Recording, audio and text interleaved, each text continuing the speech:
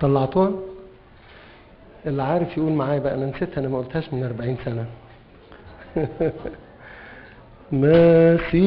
مسيحنا فوق الزمان ليس لكونه حدود، بل قائم قبل الأكوان وقبل أول الجدود، وظله عبر الأزمان في شخص موسى أو داود، في يسوع له مثال به خلاص شعب اليهود. كان اسم يسوع المخلص، كيسوع خلص النفوس، كان يسوع مكمل موسى، كيسوع أكمل الناموس. كان اسم يسوع المخلص، كيسوع خلص النفوس، كان يسوع مكمل موسى، كيسوع أكمل الناموس. مسيحنا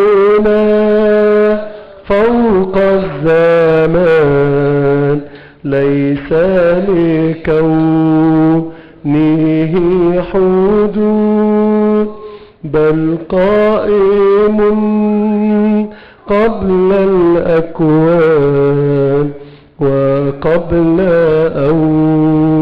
أول الجدود، وظله عبر الأزمان في شخص موسى أو داود، في يسوع له مثال به خلاص شعب اليهود. كان عبر نهر الأردن كعبورنا كان عبور نهر الأردن كعبورنا المعمودية. كان دخول أرض الميعاد وجاءنا لحياة أبدية. مسيحنا فوق الزمان ليس لكونه حدود، بل قائم قبل الأكوان وقبل أول الجدود، وظله عبر الأزمان في شخص موسى أو داود، وفي يسوع له مثال به خلاص شعب اليهود. كان بعد أن أخطأ عافا أن يسوع صار الشفيع. كان يسوع في ملء الزمان دم كفارة للجميع. مسيحنا فوق الزمان ليس لكونه حدود، بل قائم قبل الأكوان وقبل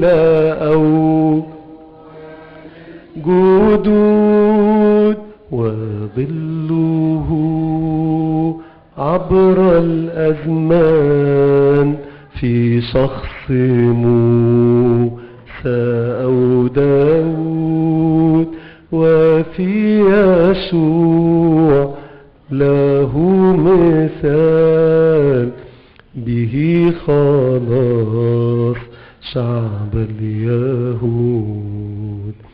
كان أن يسوع أعطى نصيبا للأسباط مجتمعين. كان أن يسوع صعد بذاته يعد مكان للغالبين.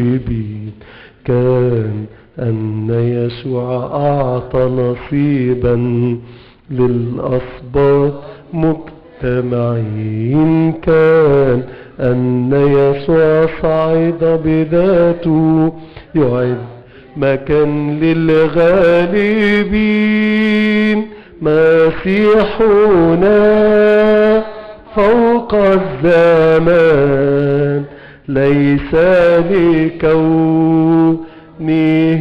حدود، بل قائم قبل الأكوان وقبل أول الجدود. وظله عبر الأزمان في شخص موسى أو داود وفي يسوع له مثال به خلاص شعب اليهود. مع بعض: مسيحنا فوق الزمان ليس بكون كلنا في حدود، بل قائم قبل الأكوان وقبل أول الجدود. وظله عبر الأزمان في شخص موسى أو داود وفي يسوع له مثال به خلاص شعب اليهود.